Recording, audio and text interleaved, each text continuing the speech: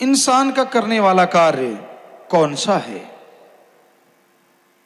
सारा दिन दौलत के लिए, रुपए पैसे के लिए मारो मार करता फिरता है। क्या यही है इंसान का काम? क्या यही इंसानी फर्ज है, कर्तव्य है? हमारे धर्मों में बताया है, दिन रात इंसान काम धंधे में उलझा हुआ है। दिन रात इंसान माया माया पुकारता रहता है। माना कि जीने के लिए दौलत जरूरी है, पर दौलत के लिए जीना कोई जिंदगी नहीं है। जीने के लिए कमाओ, पर कमाने के लिए अगर जीने लग गए तो कोलू वाले बैल जैसी हालत होगी। पहले उसे कोलू पे जोते हैं, आखिर में नहीं सही चलता तो दोनों आंखों के साइड में पट्टी सी बांध देते हैं कि सीधा देख, सीधा चल। वो और तरफ देखता ही नहीं, देखने ही नहीं देते उसे। घूमता रहता है, लाठियां खाता रहता है और आखिर में मर जाता है। बुरा हाल होता है, सारा दिन चलना पड़ता है, सारा टाइम चलना पड़ता है। तो भाई दिन रात खप खप के मरना, कभी दौलत के लिए जी रहा है, कभी मर रहा है, कभी टेंशन है, चिंता परेशानी है, तो कभी थोड़ी टेंशन फ्री हो गया। जिंदगी मौत का ये खेल सारी उम्र चलता रहता है। समय सीमा कम हो जाती है, आदमी जल्दी गुजर जाता है, क्योंकि श्वास जितने तेजी से चलते हैं, कुल श्वासों में से उतनी जल्दी खत्म हो जाते हैं। तो गम चिंता परेशानी में, डर भय में श्वास तेजी से चलती ही नेचुरली। इसलिए इंसान ये भूल गया कि उसका करने वाला कार्य कौन सा है। संत सत्संग लगाते हैं, जीवों को समझाते हैं कि आओ सुनो, सत्संग सुनो और सुन के अमल करो। तेरा करने वाला कार्य प्रभु का नाम है, अल्लाह मालिक की भक्ति इबादत है।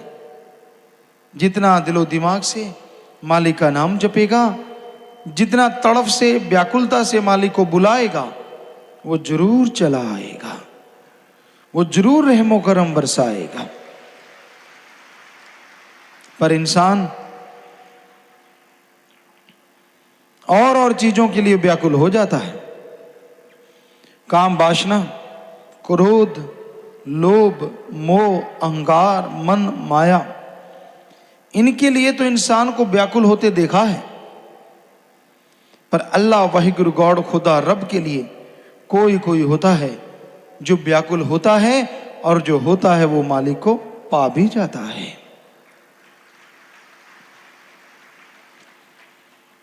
मालिक के प्यार में व्याकुलता नहीं होती, बल्कि वो उसकी मोहब्बत होती है। दुनियादारी में आप व्याकुल हो जाते हैं किसी चीज को पाने के लिए, परेशान हो जाते हैं, तड़फ जाते हैं, और वो सामान भी नहीं मिलता तो आप और तड़फते रहते हैं, बेचैनी और बढ़ जाती है। पर मालिक की याद में उसको पाने के लिए अगर तड़फना है, वो भी एक ऐसी याद बन जाती है जो बार बार याद करने से मजा देती रहती है, आनंद देती रहती है। क्योंकि मालिक की याद में अगर तड़फ के दो आंसू भी बहा दिए तो वो आपके पाप कर्मों को धो डालते हैं। पर उसकी याद में वैराग्य आना, ये भी भागों की बात है। उसकी याद में वैराग्य बड़ा ही मुश्किल से आता है, क्योंकि आदमी के ध्यान और जगहों पे उलझे हुए हैं, और जगहों पे फंसा हुआ है। तो अपने विचारों को एकाग्र करो, विचारों को कंट्रोल करो, और सुमरन भक्ति इबादत करो। सुमरन करते हुए अगर विचार एकाग्र है तो मालिक की दया में रहमत के लायक जल्दी बनोगे। वो जिसे प्यार अल्लाह मालिक वाहिगुरु गॉड खुदा रब जिसे प्यार देता है, जिसे खुशियां लुटाता है, कई बार उसे अजमाता भी है। बस अजमाने से शोर मचा के टेंशन लेके अगर भाग गया तो खाली रह गया, और अगर दृढ़ विश्वास रखा नहीं तो यकीनन उसकी झोली में मालिक की दया में रहमत जरूर पड़ती है। तो मालिक का रहमो करम अगर हासिल करना है, उसकी दया में रहमत के काबिल बनना है, तो अपने अंदर के विचारों का शुद्धिकरण करो। अंदर के विचारों को साफ करना है और ये होंगे सुमरन के द्वारा। चलते बैठ के लेट के काम धंधा करते थोड़ा थोड़ा सुमरण करते रहो, थोड़ी थोड़ी भक्ति करते रहो। थोड़ा किया गया सुमरण भी कलयुग में बहुत काम करता है। पहले के युगों में सैकड़ों साल लोग इबादत करते, तपस्या करते, पूजा करते, तो फल नहीं मिलता था। अब कुछ महीनों में सच्ची तड़फ से मालिक को बुलाया जाए तो उसका रहमो करम बरसने लगता है। कितना आसान है मालिक का नाम लेना, कितना आसान। पर जो नहीं लेते उनको लगता बड़ा ही मुश्किल है। क्या मुश्किल है भाई? खाना खाना, पेट भरना है तो पहले आटा गूंदो, रोटी बनाओ, को लगाने के लिए चटनी, दाल, सब्जी, कुछ ना कुछ भाजी बनानी पड़ती है, फिर कौर तोड़नी पड़ती है, उससे लगाना पड़ता है, खाना पड़ता है, निगलना पड़ता है, आंतड़ियां हजम करती हैं, तब जाके कहीं ताकत मिलती है। राम नाम तो बड़ा ही आसान है। सत्संग में आओ, संत पीर फकीर राम का नाम बताते हैं, अल्लाह मालिक की भक्त तरीका समझाते हैं, उसको सुन के अमल कर लो तो भाई आपको कुछ भी करना नहीं। बाद में जीभा मुंह के अंदर है ही ऑलरेडी, विचार दिमाग में चलते ही चलते हैं, तो विचारों से सुमरण कर लो चाहे जीभा से कर लो। जितना कर लोगे उतनी ही दया में रहमत बढ़ती जाएगी। पर ये भागों वाला इंसान मालिक के प्यार मोहब्बत को पा सकता है जो अपना स्टैंड रखे, जो अपनी जगह पे सही मालिक अजमा रहा हो। और हमने देखा है अजमाने की जरूरत नहीं पड़ती, थोड़ा समय गुजरता है, आदमी सब कुछ भूल के फिर से वही, जैसे गधे के ऊपर किसी ने लाल बांध दिए, हीरे जवाहरात बांध दिए, बड़ा सुंदर सजा दिया, कुछ देर खुशी हुई कि भाई बड़ा सुंदर लग रहा है, जैसे रस्सा छोड़ा जाके कूड़े करकट के ढेर पे हींकने लगा, आवाजें निकालने लगा और हींगता हुआ सारा कुछ तोड़ दिया और वही माटी में लथपथ हो गया। ऐसा ही होता है, मन बड़ा जालिम है।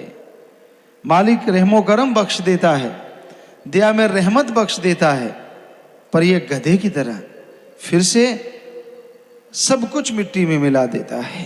कोई परवाह नहीं करता, कोई कायदा कानून नहीं रखता, बस अपनी एक अलग इमेज बना लेता है। उस इमेज के अनुसार इंसान को गुमराह करता रहता है, भरमाता रहता है, तड़फाता रहता है और कहते तेरी मन मर्जी अगर पूरी हो गई तो सही है, नहीं तो नहीं। ये थोड़ा ही ना होता है। संत पीर फकीर तो मालिक से दुआ मांगते हैं, दुआ करते हैं। अब करने वाला देने वाला अल्लाह वाहिगुरु राम है। जो सुन के अमल कर लेते हैं मालिक उनकी झोलियां अंदर बाहर से लबरेज कर देते हैं, माला माल कर देते हैं। जो सुन के छोड़ देते हैं वो अपने कर्मों का फल भोगते रहते हैं। तो संत पीर फकीर बात वो कहते हैं जो अल्लाह वाहिगुरु राम उनको कहता है, जो अंदर से मालिक ख्याल देता है। सुनो, विचारो और अमल करो तो बेड़ा पार हो जाता है।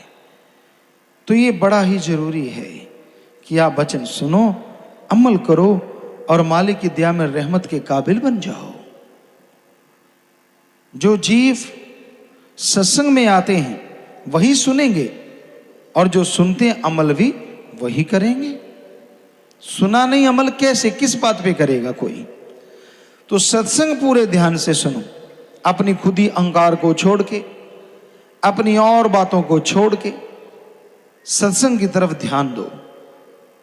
दूसरी तरफ ध्यान दे दे के आपने कितना जोर लगा लिया, कुछ हासिल हुआ? सत्संग में भी लोग बुराइयों से कई बार बाज नहीं आते। मन कई बार इंसान का उसे उठा के ले जाता है, इधर उधर नींद ला देता है, कभी कुछ कभी कुछ, क्योंकि बड़ी जालिम ताकत है।